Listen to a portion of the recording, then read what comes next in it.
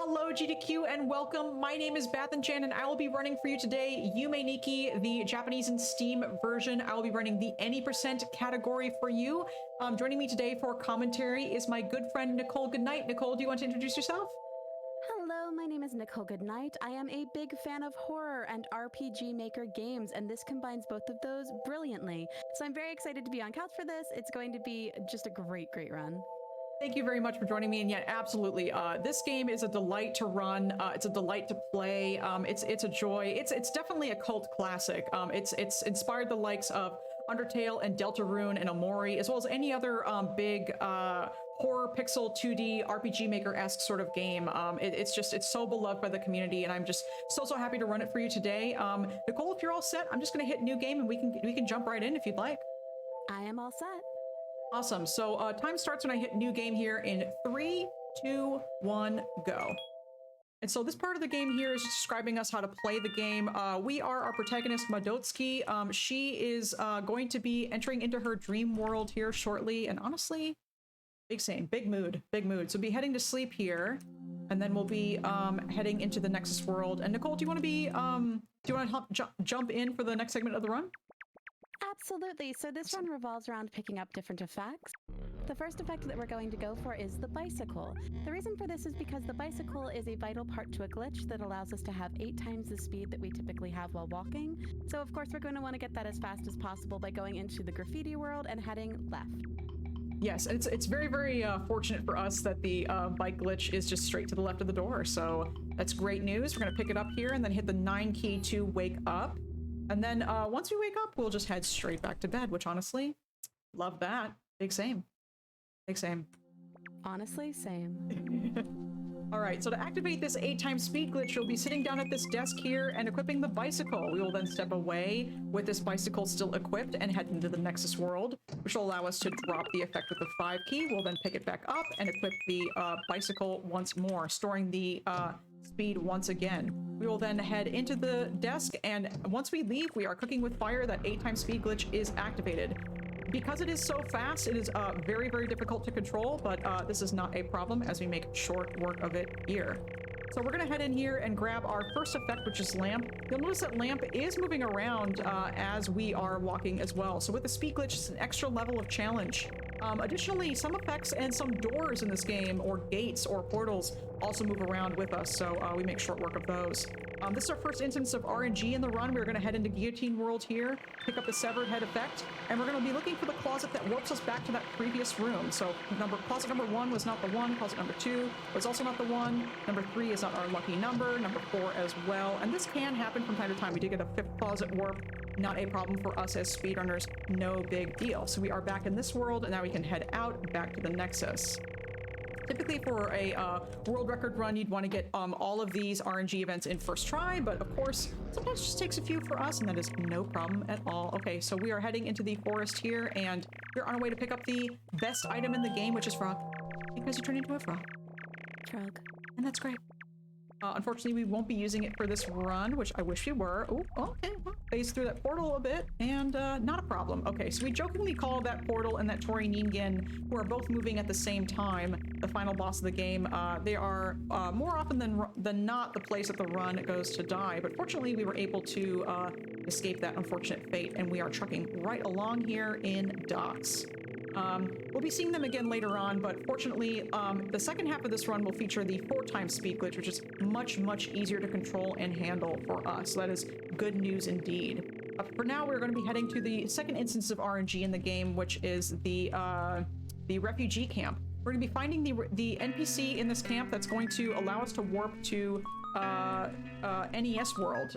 So far we've talked to 3, 4, and we'll see if this... Okay, so this 5th gentleman has warped us there, not a problem at all. Now we are in NES world, and we are headed towards the squish effect in the game. Let's see, there we go. And head back in there. And head back in there. And we'll head up, and yeah, Squish is located in this portion over here, and we'll just be routing as effectively as we can in this segment. No problem at all. Okay, so there's Squish, and we'll be heading back over. And yeah, trucking right along here. These segments go pretty quickly oftentimes. Okay, we're just waiting for that gentleman to move over there. Oh, a little bit of an unfortunate movement, but that's totally fine, not an issue. We're gonna head down, and we are headed towards the third segment of RNG in our run, which is the Oni. Now, the Oni typically spawns, I would say, underneath 10 attempts. It will, basically, the way that we get him to spawn is we head into this area here. He spawns between the 6 pyramids. And so, obviously, for a world record run, you'd want that on first try, but for now, we'll more than likely get it under 10 or so. We'll see how that ends up being. But each time you enter this area, there's a 1 in 6 chance for the Oni to spawn. Continuing to roll the dice and see what we get here. Once the Oni spawns, we will be talking to him, and he will give us an effect. So it's sort of a two-pronged deal here, where he is both warping us to another location in the Nexus, the next location in the Nexus that we want to go, as well as grabbing an effect from him. So sometimes you get a bit of a shy Oni, sometimes he doesn't want to come out and see us, but eventually he will make his appearance, and so that is totally fine. And still continuing to roll the dice here. Not a problem. Going back and forth. There he is. A bit of a shy gentleman this time around. Not a problem, though. So I've got his effect from him, and once these mushrooms move out of the way, we'll be heading on up into the maze segment and out of here. So there is that. So yeah, the Oni segment is probably the most unlikely RNG, since it is a 1 in 6 effect. And it can typically take a number of tries, and so that's totally fine. Not a big deal here. This run is fairly short, so you know, time loss, it is what it is. All right, so we're heading into the static maze here, which we already have the route with, and now we're going to be picking up Cat. Cat is very fast. We've managed to track down Cat very quickly, and so now we're going to head up to this door here and head on over to our next effect, Metamod, or Eye-Palm in this version. Eye-Palm is very important because Eye-Palm, when equipped, will allow us to warp back to the Nexus at any given moment, which is very, very useful. We'll be equipping Eye-Palm in addition to Snow Woman and Hat and Scarf to utilize the 4x speed glitch later on, which is the easier to control speed glitch. So there is Snow Woman, and we're heading back towards the Nexus here to head to Mural World.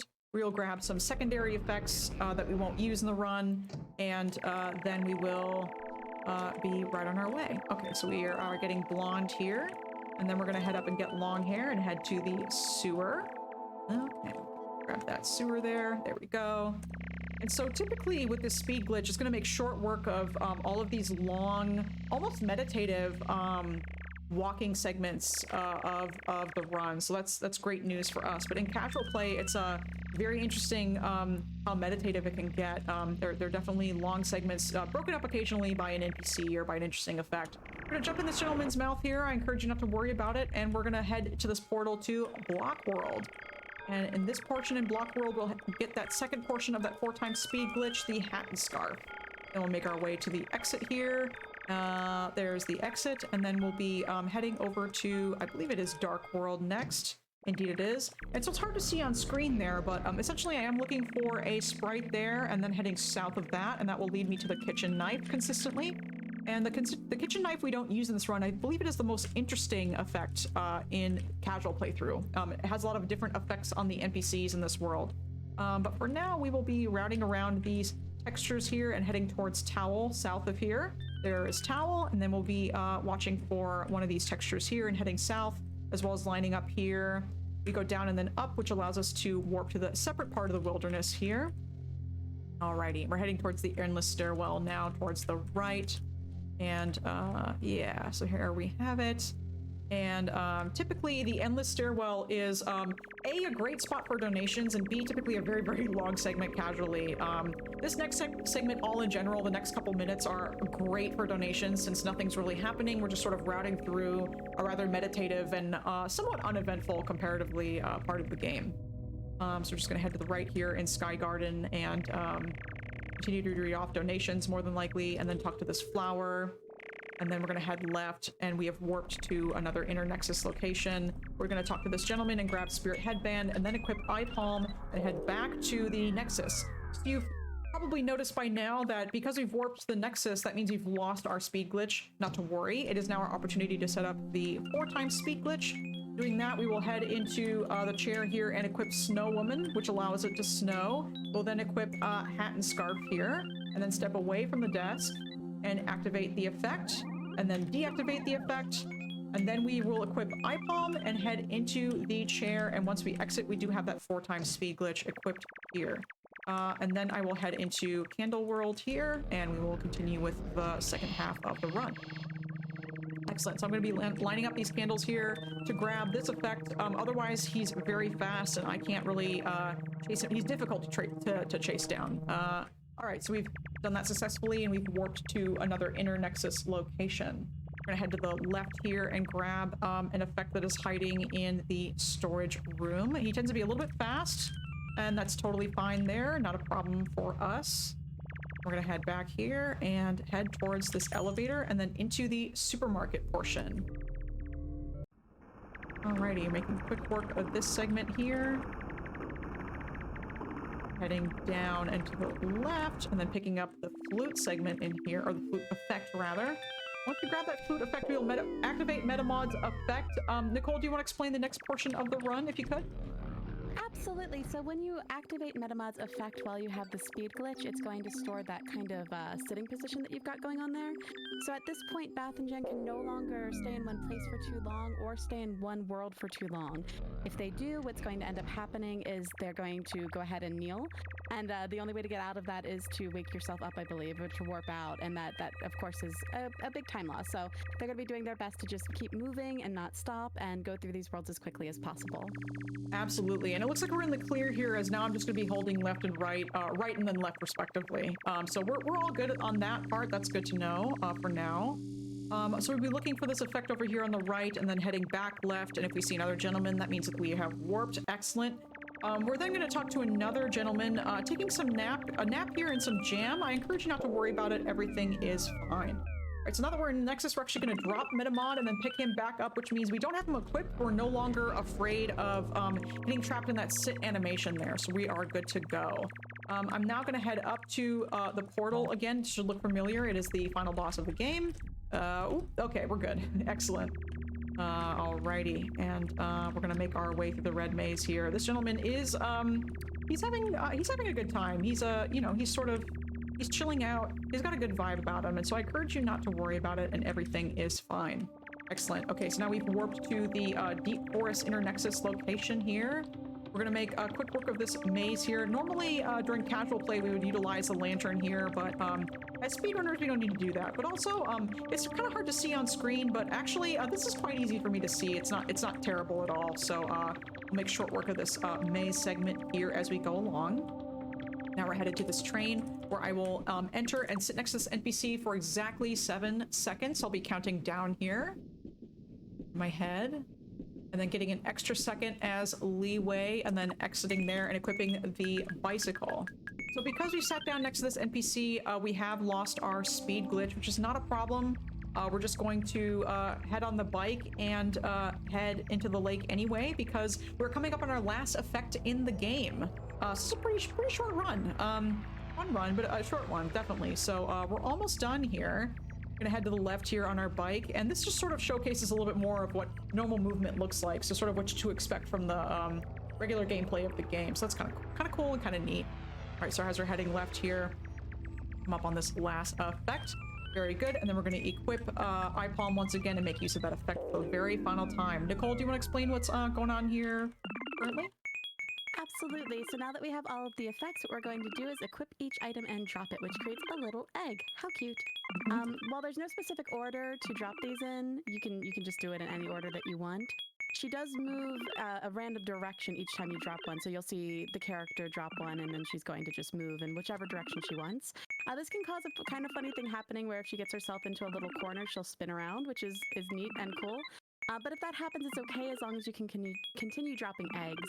Once you drop all of them, you just wake yourself up and, you go from there. Yeah, and as Nicole mentioned, that glitch is rather silly. Fortunately, it will not end the run in any way. Oh, we're gonna get us another spinner here. Excellent. So this is exactly what that looks like. But as you see here shortly, this is not a problem because we can still wake up with the 9 key and we're all good. So if we've done everything correctly and all the effects have been gathered, it'll spawn this platform here and we can proceed to the very end of the run. And that's it. We have a 13:59, which is pretty good with the RNG all considered. So I'm very happy with that. And that's it. That's the any percent run for Yume Nikki. Nicole, do you have anything to add before we end up here? I just love this game. It's very good. It's a Me very too. good run, and it's just one of my favorite genres merged into one. So it's just great. Absolutely, yeah, totally agree. This run is a joy for me. It's very, very challenging, but also very, very fun. Love running it, and I'm so happy that my good friend Nicole Goodnight can join me today. I know that you also love horror pixel 2D just as much as I do, so it's just a pleasure. So yeah, I think that'll be it from us. Thank you so much, GDQ, for watching this submission video. I super appreciate it, and I super hope to showcase this run at future GDQ events. Until then, thank you so much. Really appreciate it, and hopefully to see you later. Goodbye. Goodbye. Goodbye. Goodbye. Goodbye. Thank you so much.